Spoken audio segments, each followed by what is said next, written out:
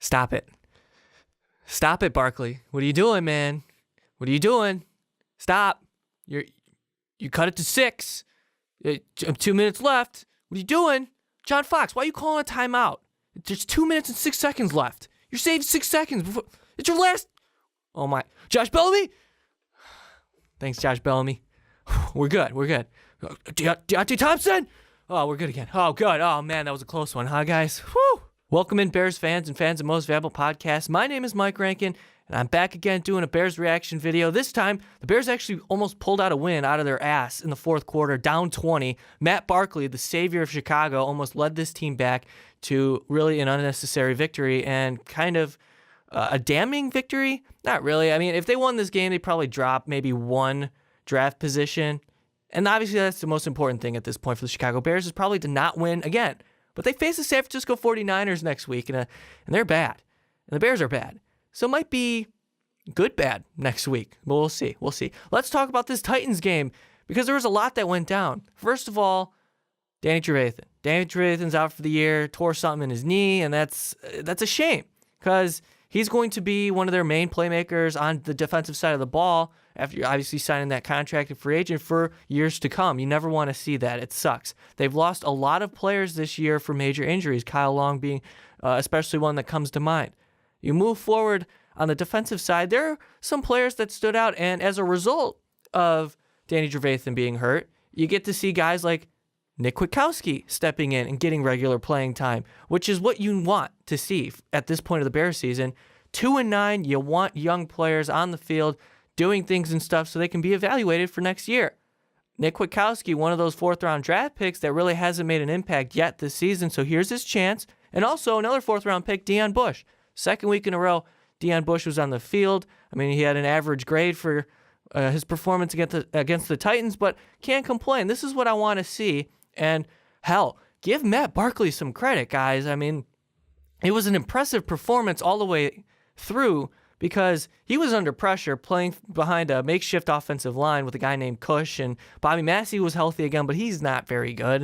And Ted Larson doing whatever he kind of tries to do on the offensive side. So, hey, I was impressed with the way he performed. Yeah, the second quarter and the third quarter were ugly, to say the least. I mean, to put it lightly, that was probably miserable. One of the most miserable performances I've seen really at a home Bears game in a long time. Over 11,000 unused tickets for that game. It's just, it's the state of the Chicago Bears right now. It's so sad. But 28 of 54 passing, over 300 yards, 2 picks, 2 really ugly interceptions, by the way, by Matt Barkley. But how about his performance in the fourth quarter? That's what we have to talk about. Going in, down 20 against the Titans late, and 2 Bears defensive stops give them a chance, right? 2 3-and-outs give them a chance in the last possession of the ball game to win. And it's a good thing our wide receivers are terrible, or else the Bears would have 3 wins on the year. We saw Marquise Wilson emerge. That's a positive. He had over 100 yards. I think it was a career performance. Well, it has to be because he hasn't been on the field really ever in his career. So that was encouraging. And we saw guys like Josh Bellamy doing Bears favors, dropping wide open touchdown passes in the end zone. Apparently he deleted his Twitter because of it. But hey, whatever. Does it really matter at this point? Of course not. But overall, Matt Barkley, give him credit. He stood in the pocket. He was getting rushed all game long. He was taking some hits. But he was standing in the pocket and making some throws. I was very impressed by that. And of course, got to give credit to Jordan Howard. Once again, over 80 yards rushing. And here we go. Having a problem with the play calling yet again. You have Matt Barkley there. I know you're down 20 in the fourth quarter and you have to throw it a lot to get back into the ball game. But in the second and third quarter, again, they totally abandoned the run game.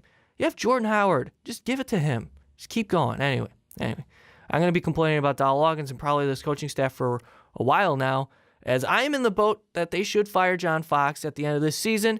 I don't know what they should do with Donald Loggins, to be honest with you, because, I mean, he did call a pretty good game, but then at the same time, is he capable of being an offensive coordinator? We'll see. Remains to be seen after 1 year. We'll have to fully evaluate him once the season ends. But all right, what do we have to look forward to the rest of the Bears season? Really nothing. Absolutely nothing.